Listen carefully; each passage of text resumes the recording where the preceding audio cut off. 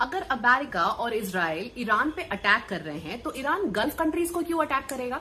क्योंकि ईरान की सबसे डेंजरस स्ट्रेटेजी है। ईरान को पता है कि डायरेक्ट वॉर में अमेरिका की मिलिट्री स्ट्रांगर है, रिचर है, टेक्नोलॉजिकली एडवांस्ड है।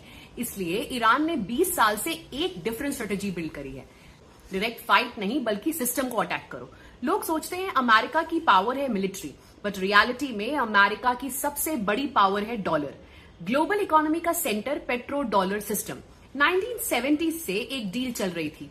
गल्फ कंट्रीज ऑयल बेचते हैं और पेमेंट होती है इन यूएस डॉलर।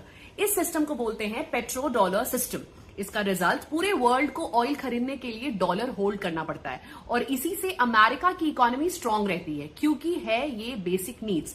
ईरान अगर गल्फ कंट्रीज को हिट करता है तो टारगेट सिर्फ ऑयल नहीं होता, टारगेट होता है oil terminals, shipping lens, desalination plants, energy infrastructure, यानी गल्फ का entire economic system.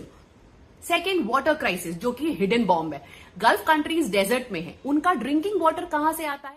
Desalination plants. अगर ये प्लांट्स डिस्ट्रॉय हो जाएं तो सिर्फ इकोनॉमिक क्राइसिस ही नहीं, सर्वाइवल क्राइसिस हो जाएगा। मिलियन लोगों को पानी नहीं मिलेगा और फिर होगा डोमिनो इफेक्ट। डोमिनो इफेक्ट से क्या होगा? Global supply shock, global oil prices explode, oil supply shock, markets panic, inflation world wide और सबसे बड़ा impact, petro dollar system shake हो सकता है। इसलिए जियोपॉलिटिक्स में वॉर सिर्फ मिसाइल्स और बॉम्ब से नहीं होता। कभी कभी करेंसी सिस्टम, ट्रेड रूट्स और एनर्जी फ्लोज ही बैटलफील्ड बन जाते हैं और इसी चेस बोर्ड पर ईरान भी अपनी स्ट्रेटेजी बना रहा है।